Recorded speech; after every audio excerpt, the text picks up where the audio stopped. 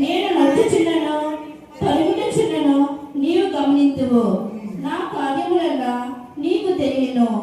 నా నోట మాట రాకమునుపే నేనేమి చేయుదునో నీవెరుగుదువు.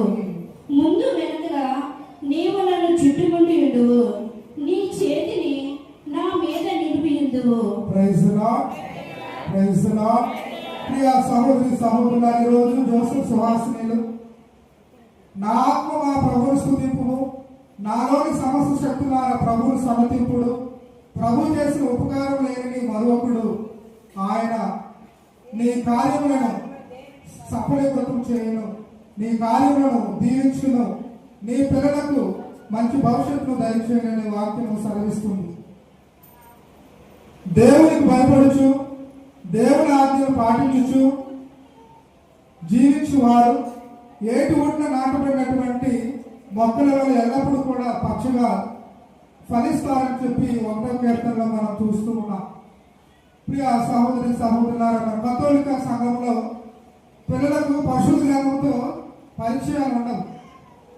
ఉదాహరణకి మరి వేరే సంఘాలలో సండే స్కూల్స్ మనం చూసినట్లయితే 23వ కీర్తన, 51వ కీర్తన, 90వ కీర్తన ఒకసారి చూడండి. ఆ 3 కీర్తనలు అమ్మా మీ నాన్నగారు ఈ బైబిల్ వాక్యాలు కంఠస్థం చేయమన్నా వచ్చే బైబిల్ వాక్యాలు కంఠస్థం. నీకు నచ్చినటువంటి వాక్యం ఒకసారి చెప్తున్నా. బైబిల్లో నీకు నచ్చినటువంటి వాక్యం.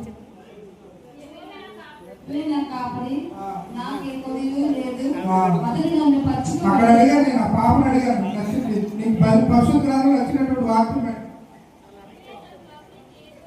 నీకు కూడా అదే నచ్చిన వాక్యమా? Praise the Lord. Praise the Lord. Praise the lord.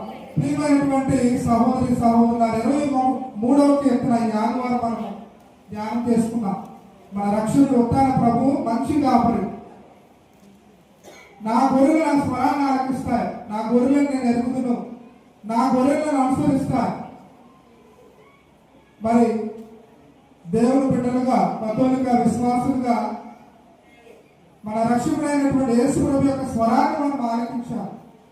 పరిశుద్ధ గ్రంథంతో మనం పరిచయం పెంచుకోవాలి. మన కథోలిక సంఘం ఉన్నటువంటి ఆచారాలు, వ్యవహారాలను, పద్ధతులను, పదార్థాలను, దిశలను పాటించాలి. చివరిగా నీకు మీ అమ్మాయిని నేర్పించినటువంటి గుడ్ హ్యాబిట్స్ ఏం చెప్పమ్మా? మంచి లక్షణాలు ఉన్న హ్యాబిట్స్, మంచి అలవాట్లు. పుస్తకాలు చదవడం, టీవీ చూడడం, సెల్ ఫోన్